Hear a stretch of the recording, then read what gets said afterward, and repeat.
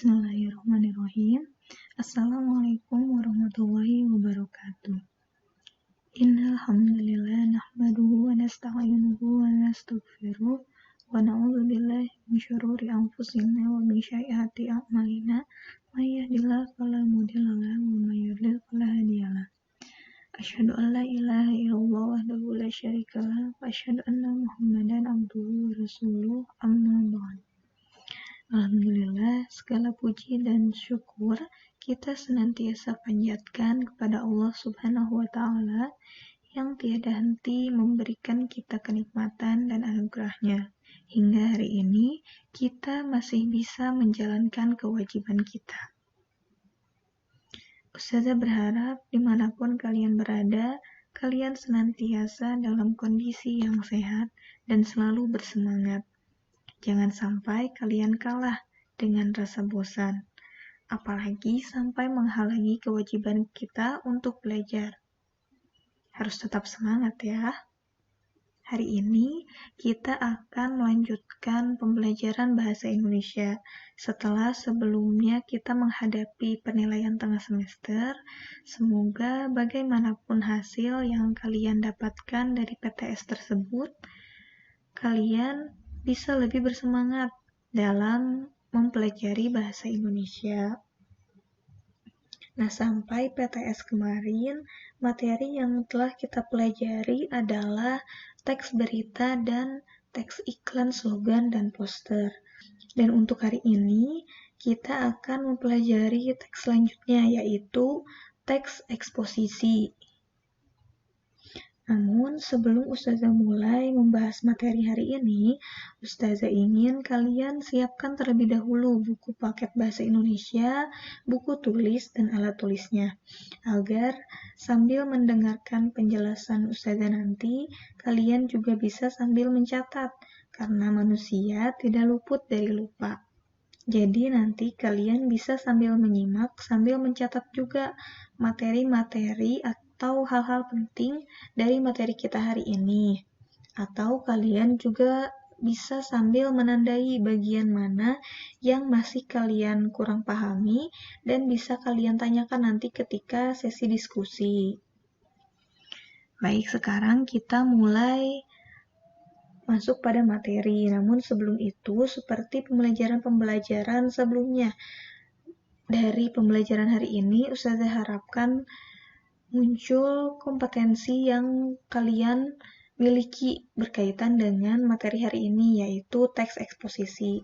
Kompetensi yang pertama, Ustazah harap kalian bisa mengidentifikasi informasi dari teks eksposisi melalui contoh-contoh yang nanti akan Ustazah berikan. Lalu, kompetensi yang kedua, Ustazah harap kalian mampu menyimpulkan isi teks eksposisi yang Ustazah berikan nanti. Ustazah harap kalian bisa serius dalam menjalani pembelajaran ini agar penyampaian pemahaman yang Ustazah berikan bisa sampai kepada kalian secara maksimal. Nah, untuk pembelajaran mengenai teks eksposisi ini, ada beberapa poin yang nanti akan kalian pelajari, yaitu ada konsep dasar, unsur, menyimpulkan, struktur, dan bahasa. Namun untuk hari ini kita akan mempelajari konsep dasar, unsur, dan kegiatan penyimpulan teks eksposisi. Kita langsung saja pada materi mengenai konsep dasar. Nah, pada konsep dasar ini, Ustazah akan menjelaskan pengertian dan ciri umum dari teks eksposisi. Teks eksposisi adalah teks yang memaparkan pandangan seseorang mengenai suatu topik yang didukung dengan bukti. Nah, teks ini merupakan teks yang membahas suatu topik dengan cara menjelaskan objek yang sedang dibahas, tentu saja dengan dukungan bukti-bukti yang berdasarkan pada data ilmiah, sehingga teks eksposisi yang dibuat dapat dipertanggungjawabkan.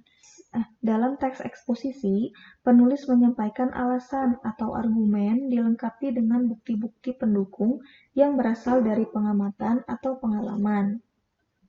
Teks eksposisi bertujuan memaparkan, menjelaskan, menyampaikan informasi, mengajarkan, dan menerangkan suatu masalah yang perlu mendapatkan perhatian karena berkaitan dengan hal yang penting. Berdasarkan pernyataan tadi, teks eksposisi singkatnya bertujuan untuk memberikan pemahaman, untuk memberikan pengetahuan kepada pembaca mengenai hal yang penting yang sedang dibahas dalam teks tersebut. Nah, di dalam teks eksposisi dipaparkan pernyataan penulis disertai dengan beberapa argumen yang mendukung pernyataan yang disampaikan. Nah, argumen atau alasan yang disampaikan tersebut bisa berupa informasi secara objektif, singkat, jelas, dan padat.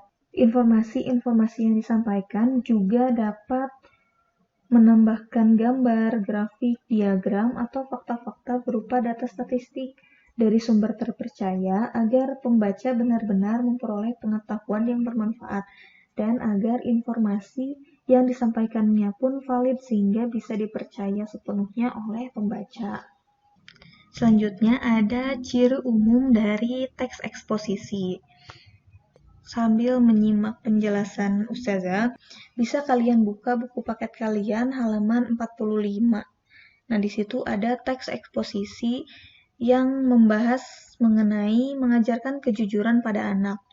Ustazah akan menjelaskan ciri umum teks eksposisi sambil mengaitkannya dengan contoh yang ada di buku paket ya. Nah, yang pertama, ciri umum yang pertama dari teks eksposisi adalah berisi uraian tentang pendapat, gagasan, atau keyakinan penulis terhadap suatu topik pada bidang tertentu. Nah, misalnya pada teks eksposisi yang ada di halaman 45 ini, penulis menyampaikan gagasannya mengenai pentingnya kejujuran pada anak. Di dalam teks eksposisi ini, penulis menyampaikan bahwa di zaman ini kejujuran sangat penting untuk diajarkan kepada anak. Hanya saja berbanding terbalik dengan kenyataannya bahwa orang tua sangat jarang mengajarkan kejujuran kepada anak, baik itu disadari ataupun tidak disadari. Nah, itu merupakan pendapat gagasan yang disampaikan penulis dalam teks eksposisi tersebut. Ciri umum yang kedua adalah uraian bersifat objektif dan bertujuan menambah pengetahuan pembaca. Nah, untuk ciri umum yang kedua ini seperti yang tadi, bahwa teks eksposisi ini mengungkapkan pendapat. Nah, pendapat dari penulis ini bersifat objektif karena pendapat tersebut hanya milik penulis, belum tentu pembaca memiliki pandangan yang serupa. Tetapi dengan menyampaikan pendapat tersebut, pembaca memiliki pengetahuan baru bahwa ada orang lain yang memiliki pandangan tersebut. Ciri umum yang ketiga yaitu dilengkapi penjelas tambahan. Nah, penjelas tambahan di sini, penjelas tambahan ini bisa berupa data-data terkait topik yang dibahas, bisa berupa contoh-contoh, kasus-kasus, dan lain sebagainya. Ciri umum yang keempat selanjutnya adalah menggali ide penulisan melalui proses analisis dan sintesis. Nah, proses analisis merupakan proses mengamati data-data terkait proses yang dibahas, bisa berupa data-data bukti, fakta, dan lain sebagainya. Sedangkan proses sintesis merupakan proses penyimpulan dari data-data dari bukti-bukti yang sudah ditemukan, disimpulkan untuk disajikan dalam teks eksposisi. Ciri yang terakhir dari teks eksposisi yaitu kalimat penutup berupa penegasan. Nah, teks eksposisi ditutup oleh penegasan dari penulis terhadap topik yang dibahas. Nah, hal ini untuk menegaskan bahwa pembaca harus menyadari pentingnya topik yang dibahas dalam teks tersebut. Nah, dalam contoh halaman 46 misalnya, teks tersebut ditutup oleh pernyataan bahwa benar-benar penting pendidikan kejujuran itu harus diberikan kepada anak, baik itu oleh orang tua atau orang lain di sekitar anak tersebut. Nah, itu merupakan ciri-ciri dari teks eksposisi. Apakah sampai sini kalian bisa memahami tadi mengenai pengertian dan ciri umum dari teks eksposisi? Jika masih ada yang kurang jelas, bisa kalian catat dulu di buku catatan kalian untuk nanti kalian diskusikan di grup dan kalian tanyakan kepada ustazah. Untuk sekarang kita lanjut pada materi mengenai unsur. Unsur dalam teks eksposisi ada 4, yaitu judul, tesis atau pembukaan, argumen atau isi, dan simpulan atau penutup. Unsur yang pertama ada judul. Judul berfungsi mengarahkan perhatian dan memaparkan isi teks secara singkat kepada pembaca.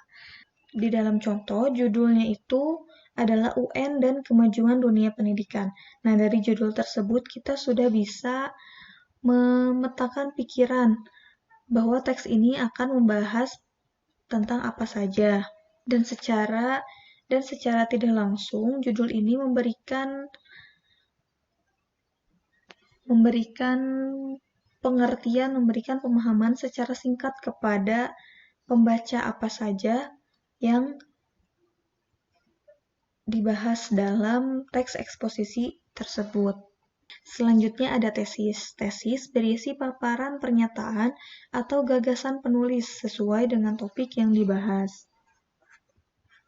Nah, di dalam contoh, tesisnya itu adalah dampak ujian nasional terhadap kemajuan dunia pendidikan tampaknya masih dipertanyakan oleh banyak orang. Nah, dari situ sudah jelas bahwa pernyataan tersebut merupakan gagasan atau pandangan dari penulis terkait topik yang dibahas.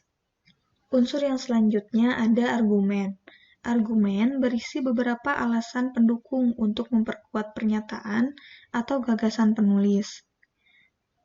Argumen ini dapat disajikan berupa gambar, grafik, diagram, atau fakta statistik dari sumber terpercaya. Argumen ini ada untuk memperkuat tesis yang tadi sebelumnya sudah disampaikan oleh penulis. Jika tadi tesis yang disampaikannya itu bahwa dampak UN bagi pendidikan Indonesia itu masih dipertanyakan, maka dalam argumen penulis harus menghadirkan alasan-alasan pendukung atau bukti-bukti pendukung yang membuat tesisnya itu atau pandangannya itu bisa diterima oleh pembaca. Nah, dalam teks ini, argumen yang disampaikan oleh penulis adalah kesibukan siswa menghafal dan terampil mengerjakan soal jelas akan berpengaruh terhadap gaya mengajar seorang guru. Siswa akan semakin jauh dari lingkungan yang merupakan modal awal untuk dibentuk menjadi pengetahuan melalui pengalaman belajar. Nah, karena tadi kan di tesis penulis menyampaikan bahwa keefektifan UN itu masih dipertanyakan karena UN hanya menilai kemampuan siswa dalam menjawab soal pilihan ganda. Maka, argumen yang disampaikannya itu bahwa kesibukan siswa dalam menghafal materi untuk dapat menjawab soal pilihan ganda tersebut membuat siswa justru kurang menggali potensinya yang asli, kurang memahami lingkungan yang sebenarnya ada di sekitarnya.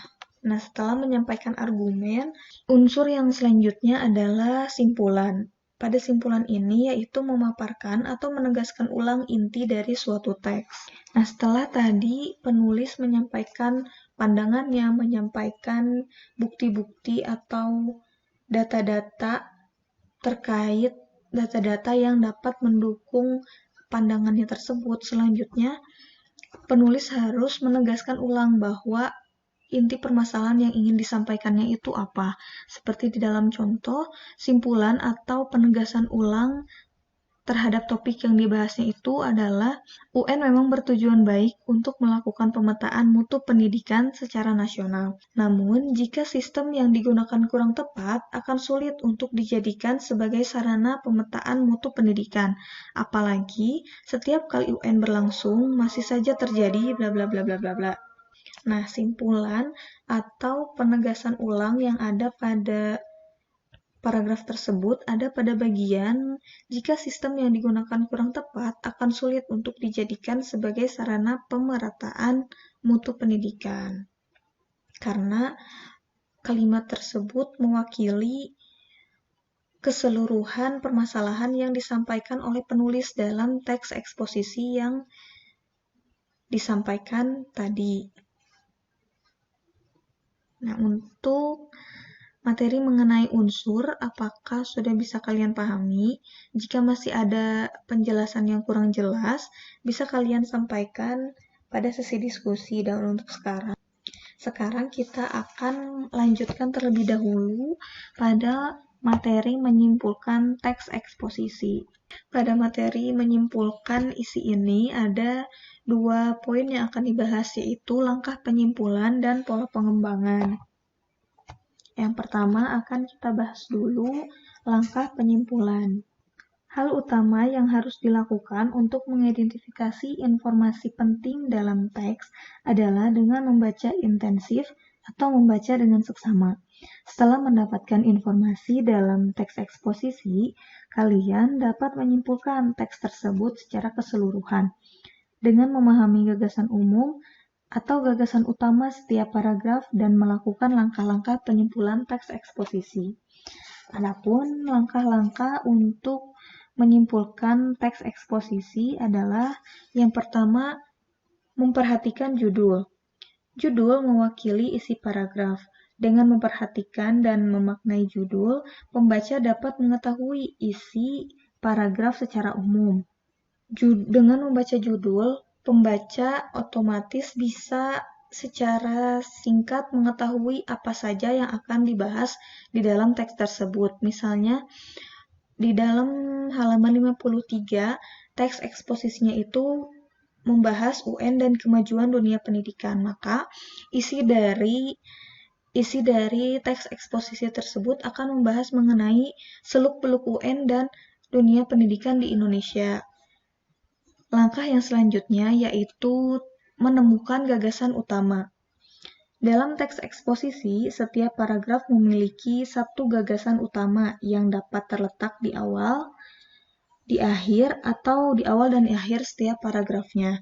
Nah, bisa kalian lihat ya, di dalam teks eksposisi halaman 53 tersebut terdapat beberapa paragraf dan sudah ditandai mana saja yang merupakan kalimat utama. Nah, untuk dapat menentukan gagasan utama atau kalimat utama tiap paragrafnya, cara singkatnya kalian bisa memperhatikan kalimat awal dan kalimat akhir tiap paragrafnya saja. Karena kalimat utama biasanya ada pada kalimat awal atau kalimat akhir, sehingga bisa lebih cepat kalian tentukan. Untuk lebih mudahnya menentukan kalimat utama itu bersifat umum, jadi kalian bisa lihat kalimat yang bersifat umumnya itu ada di kalimat awal atau kalimat akhir, sehingga selanjutnya bisa kalian tentukan. Setelah kalian menentukan kalimat utama tiap paragrafnya, langkah berikutnya adalah merangkai gagasan utama. Gagasan utama dalam setiap paragraf yang telah diidentifikasi kemudian dirangkai dalam kalimat yang ringkas dan sederhana, tetapi tidak mengubah makna dari isi teks tersebut. Nah, dari kalimat-kalimat utama yang sudah ditentukan dalam teks eksposisi yang berjudul UN dan kemajuan dunia pendidikan, kesimpulan yang bisa disusunnya itu adalah ujian nasional atau UN belum berdampak positif terhadap kemajuan dunia pendidikan karena siswa hanya disibukkan untuk menghafal dan terampil mengerjakan soal sehingga dapat berdampak terhadap masa depan bangsa. Oleh karena itu, para pengambil kebijakan perlu memperhatikan persoalan ini secara sungguh-sungguh. Nah, itu merupakan langkah-langkah penyimpulan dari teks eksposisi. Semoga bisa dipahami oleh kalian ya, dan bisa diterapkan juga ketika nanti kalian diarahkan untuk menyusun kesimpulan dari teks eksposisi. Nah, materi kita yang selanjutnya yaitu pola pengembangan paragraf dalam teks eksposisi. Pola pengembangan paragraf dalam dalam teks eksposisi ini ditentukan berdasarkan peletakan atau pemosisian gagasan utama yang berada pada kalimat utama dalam suatu paragraf di dalam teks eksposisi. Nah, yang perlu kalian ketahui adalah gagasan utama tersirat pada kalimat utama dengan ciri berupa pernyataan yang bersifat umum. Nah, jika gagasan utama bersifat umum, maka pernyataan penjelasnya akan lebih bersifat khusus. Nah, dari pemahaman tersebut, pola pengembangan dalam teks eksposisi dibagi menjadi 3 pola pengembangan. Yang pertama, ada pola paragraf umum khusus, atau yang disebut juga dengan pola deduktif. Pada paragraf ini memosisikan gagasan utama dalam kalimat utama yang terletak di awal paragraf. Yang kedua, ada pola paragraf khusus umum atau yang disebut juga dengan pola induktif. Paragraf ini memosisikan gagasan penjelas di awal paragraf. Lalu pola yang ketiga ada pola paragraf campuran. Nah, pada paragraf ini memosisikan gagasan utama pada kalimat utama di awal, kemudian ditegaskan lagi pada akhir paragraf. Nah, untuk pola paragraf deduktif atau pola paragraf umum khusus. Pola ini memosisikan gagasan utama pada kalimat utama yang terletak di awal paragraf. Kemudian diikuti oleh beberapa gagasan penjelas atau kalimat penjelas. Gagasan utama dikembangkan lebih lanjut ke dalam beberapa kalimat penjelas yang disertai dengan fakta, bukti, atau contoh pendukung. Nah, untuk lebih memahaminya, kalian bisa melihat contoh yang ada di dalam layar. Pencemaran udara dari pabrik baja itu tidak hanya terjadi pada tahun ini. Sejak beberapa tahun yang lalu, pencemaran udara itu sudah meresahkan warga. Sudah banyak pihak yang mengingatkan agar keberadaan pabrik baja itu jangan sampai mencemari lingkungan, sehingga membahayakan penduduk sekitar. Nah, dari paragraf tersebut, sudah bisa diketahui bahwa gagasan utama atau kalimat utamanya itu ada pada paragraf pertama, yaitu pencemaran utama dari pabrik baja itu tidak hanya terjadi pada tahun ini. Nah, kenapa kalimat utamanya ada pada kalimat pertama? Karena kalimat tersebut bersifat umum, yang kemudian dirincikan lagi, dijelaskan lagi, dan dijabarkan lagi oleh kalimat-kalimat selanjutnya, yaitu sejak beberapa tahun lalu. Nah, itu kan berarti menceritakan bahwa pencemaran udara akibat pabrik baja itu bukan hanya terjadi tahun ini, tapi sudah ada tahun-tahun sebelumnya. Untuk pola paragraf reduktif, apakah sudah bisa dipahami? Kalau belum, silakan kalian tulis dulu bagian yang kurang kalian pahami, lalu nanti tanyakan ya. Sekarang Ustazah lanjut kepada pola paragraf kedua, yaitu pola paragraf induktif. Pada pola paragraf induktif ini, paragraf dikembangkan dengan cara menguraikan data empiris berupa fakta, bukti, atau alasan sebagai gagasan penjelas di awal paragraf, dan diakhiri kesimpulan berisi gagasan utama pada bagian akhir. Nah, paragraf dengan pola ini kebalikan dari paragraf deduktif. Jika tadi paragraf deduktif, gagasan utama atau kalimat utamanya itu berada di awal paragraf, maka pola ini memosisikan gagasan utama, kalimat utamanya itu di bagian akhir. Di awal paragraf, penulis menyampaikan terlebih dahulu data-data, bukti-bukti, alasan-alasan di bagian awal, dan di bagian akhirnya baru menjelaskan kalimat utamanya, kalimat yang bersifat umumnya. Nah, kita lihat contohnya ya. Warga desa menahan diri dari sikap reaktif emosional. Mereka berusaha meredam ego masing-masing dengan menjunjung tinggi kepentingan publik. Setelah lahirnya kesepakatan, mereka hidup secara berdampingan. Mereka senantiasa memegang prinsip kerukunan yang dikukuhkan para leluhur selama berabad-abad silam. Pada paragraf tersebut, kalimat utamanya itu ada di bagian terakhir, bahwa mereka senantiasa memegang prinsip kerukunan yang dikukuhkan para leluhur. Nah, apa saja prinsip kerukunan yang dikukuhkan para leluhur? Yaitu menahan diri dari sikap reaktif emosional, meredam ego, menjunjung menjunjung tinggi kepentingan publik, dan lain-lain. Nah, itu memosisikan kalimat utama atau kalimat yang bersifat umumnya itu di akhir, sedangkan di awal penulis mendahulukan rincian-rincian yang mendukung argumen inti. Nah, untuk pola yang terakhir yaitu pola paragraf campuran. Nah, pada pola paragraf campuran dikembangkan dengan memosisikan gagasan utama pada kalimat utama di awal paragraf yang diikuti dengan beberapa gagasan penjelas atau kalimat penjelas. Kemudian, gagasan utama ditegaskan kembali pada akhir paragraf. Dalam paragraf campuran, rumusan kalimat pada awal dan akhir tidak sama, tetapi memiliki kesamaan gagasan. Jadi, dalam paragraf campuran, kalimat pada akhir paragraf merupakan penegasan, bukan pengulangan. Nah, untuk lebih memahaminya, kita lihat contohnya ya. Ide atau gagasan merupakan sumber kreativitas manusia. Berbeda dengan ide yang berarti akal pikiran, ide dalam hal ini menjadikan seseorang mempunyai kemampuan untuk menciptakan suatu karya. Hal inilah yang menjadikan suatu karya dapat bernilai tinggi dan berharga. Intinya, kreativitas seseorang dapat dilihat dari hasil pemikiran atas ide-ide yang mendasarinya. Nah, dari contoh tersebut, kita bisa ketahui ya bahwa tadi seperti yang dijelaskan di pengertian bahwa dalam pola paragraf campuran ini, kalimat utama berada di awal lalu ditegaskan ulang di bagian akhirnya.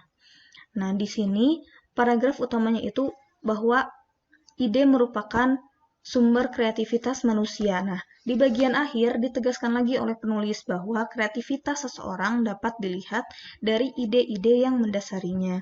Nah, kalimat tersebut bukan merupakan pengulangan, melainkan sebuah penegasan dari kalimat utama yang ada di awal paragraf. Untuk pembelajaran kita hari ini, untuk materi pembelajaran kita hari ini cukup sampai di sini. Jika masih ada bagian-bagian yang kurang kalian pahami, bisa kalian tanyakan supaya menjadi diskusi untuk kita bersama. Nah, untuk pembelajaran hari ini Ustazah cukupkan. Mohon maaf apabila masih ada kekurangan atau kesalahan ketika Ustazah menjelaskan. Semoga apa yang Ustazah sampaikan hari ini bisa dimengerti dan bisa dipahami oleh kalian. Dan memberikan pengetahuan baru untuk kalian. Nah, untuk pembelajaran hari ini Ustazah cukupkan. Ustazah tutup dengan doa. Subhanakallahumma wa bihamdika asyhadu an la ilaha illa anta astaghfiruka wa atubu ilaik. Assalamualaikum warahmatullahi wabarakatuh.